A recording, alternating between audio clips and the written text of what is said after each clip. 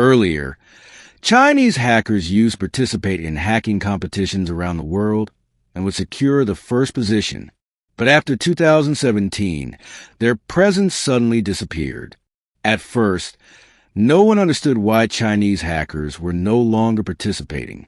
But then in 2019, an incident occurred that exposed China's dangerous. Clan, welcome once again to Amon TV's videos. Viewers, in March 2017, a group of Chinese hackers went to the city of Vancouver in Canada.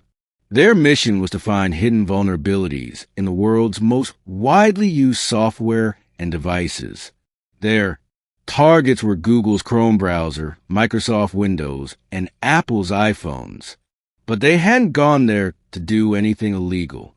They went to participate in a legal hacking competition called PWN2Own. This is one of the biggest hacking competitions in the world where hackers hack company software to find security flaws or loopholes, and in return, they receive a cash prize. This competition offers various prizes, ranging from $500,000 to $1 million. The biggest prize is awarded for discovering a vulnerability that no one else has ever found before, known as a zero-day vulnerability. When a hacker finds such a flaw, the details are given to a company like Google, Microsoft, or Apple so that they can release an update and fix the problem or loophole immediately, and the hackers receive a cash prize worth millions of dollars. That means this is an ethical hacking competition, where hacking does not harm anyone, but actually improves security. For years, Chinese hackers led in such competitions. Whether it was PWN2Own or any other hacking event, Chinese hackers always came out on top. But after 2017, everything suddenly changed. Chinese hackers, who used to actively participate in hacking events around the world, suddenly disappeared. In every hacking event after 2017, the absence of Chinese hackers was noticed. This silence was bothering everyone, especially America. And during this period, a random message from a major Chinese cybersecurity firm raised alarms. Qihu360 is a top cybersecurity firm in China. Its CEO Zhou Hongyi made a public statement in which he was seen heavily criticizing these Chinese hackers. He said, "Why do they go to foreign countries to showcase their hacking skills?" He gave this statement to China's news agency Sina, in which Zhou said that performing well in such events is just an imaginary victory, just a show. His stance was that the vulnerabilities you people find are not worth just a few $100,000, but worth billions of dollars. Shortly after this statement from the CEO of Qihu360, Chinese hackers stopped participating in international hacking competitions. But it became clear that this wasn't done voluntarily by the hackers. Rather, the Chinese government stopped them. If anyone had taken the CEO's statement seriously, it was the Chinese government itself. Shortly afterward, the Chinese government officially banned cybersecurity researchers and hackers from participating in overseas competitions. Right after this ban, a new hacking competition was launched inside China, called Qianfu Cup. This competition became an alternative to international contests, and the prize money was set at more than $1 million. The launch of Qianfu Cup caught the attention of many countries because it signaled that China was now preparing itself for cyber warfare using hacking. In November 2018, the first Qianfu Cup event was organized in the Chinese city of Chengdu. A prize of $200,000 was won by Qihu360's own researcher Qi Sun. He found a very powerful and dangerous hack in Apple's iPhone. He started the attack through the Safari browser, found a loophole in the iPhone's core system, and through that flaw, he managed to remotely control any iPhone just by making the user open a specific web page. This meant that if someone visited that specific web page on their iPhone, their phone would be controlled by the hacker without them knowing. Qi Sun named this exploit Chaos, and the name was quite fitting, because this hack was going to become a major problem for cybersecurity experts around the world in the coming months.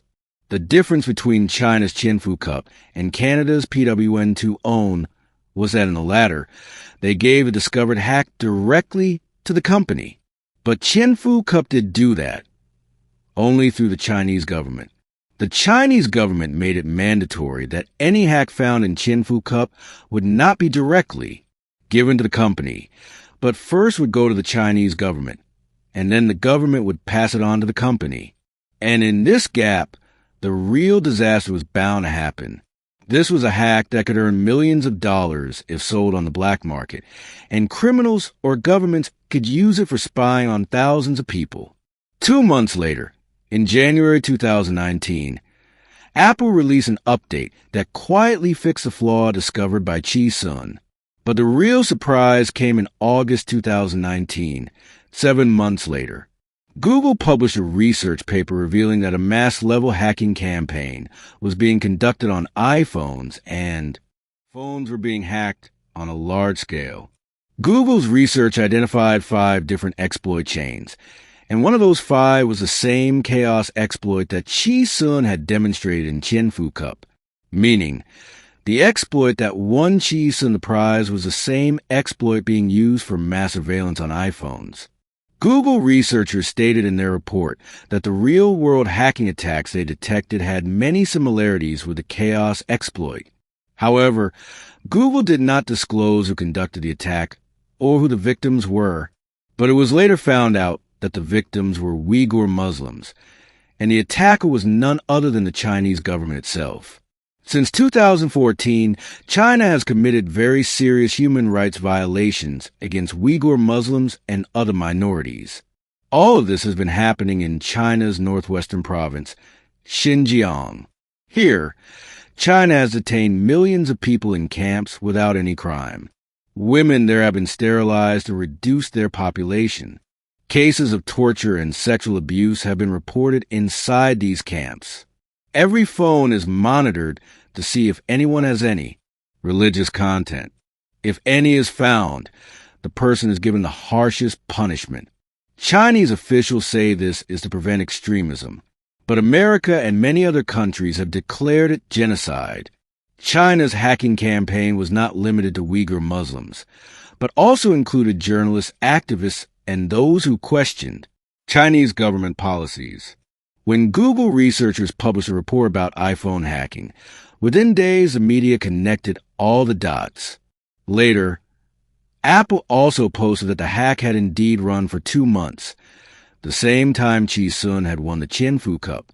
Now, it was clear to American experts that China had followed the strategy suggested by Q360CO, i.e., stop Chinese hackers from going abroad and utilize their skills within China, and then use a discovered hack for surveillance. To prove this, U.S. surveillance agencies performed a full technical breakdown of the chaos exploit, and it exactly matched the Qianfu Cup hack. Later, Google's deep investigation also confirmed that both chaos and the real-world attack were structurally identical. But the matter didn't stop there. In February 2024, some data was leaked on code-sharing website GitHub.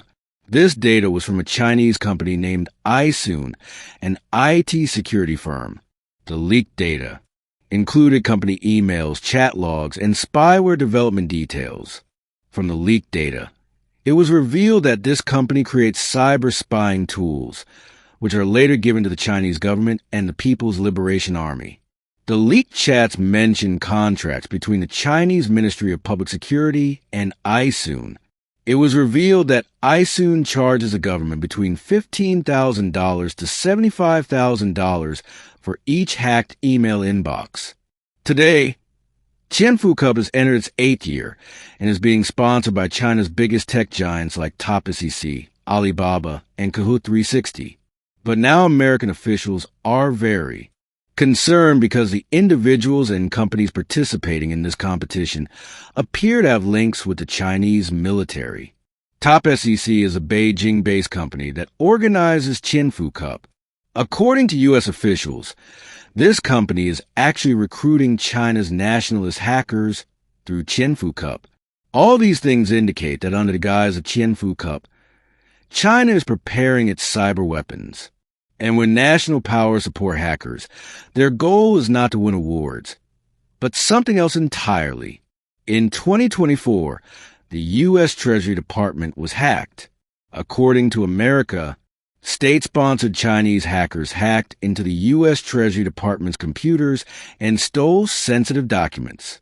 In 2024 itself, Chinese hackers hacked the networks of at least 9 U.S. telecom companies, including AT&T, Verizon, and T-Mobile. In 2023, a malware attack was also reported which targeted the U.S. military base in Guam. These are just a few hacking references in which Chinese hackers were involved. Experts say that when Chinese hacking groups target any infrastructure, they quietly maintain access inside the system for years and only cause damage when the time is right. All of this indicates that China is building an army of hackers to prepare for cyber war from within, a war in which not missiles, but just code can bring an entire country to its knees, where network jams will cause more damage than airstrikes, where a spying tool inside a phone will be more dangerous than a real-life agent, and where a single click can crash the stock market and cause waves of fear among the public. We hope you will like and share this video from Amon TV just as much. Thank you so much for your loving comments. See you in the next fantastic video.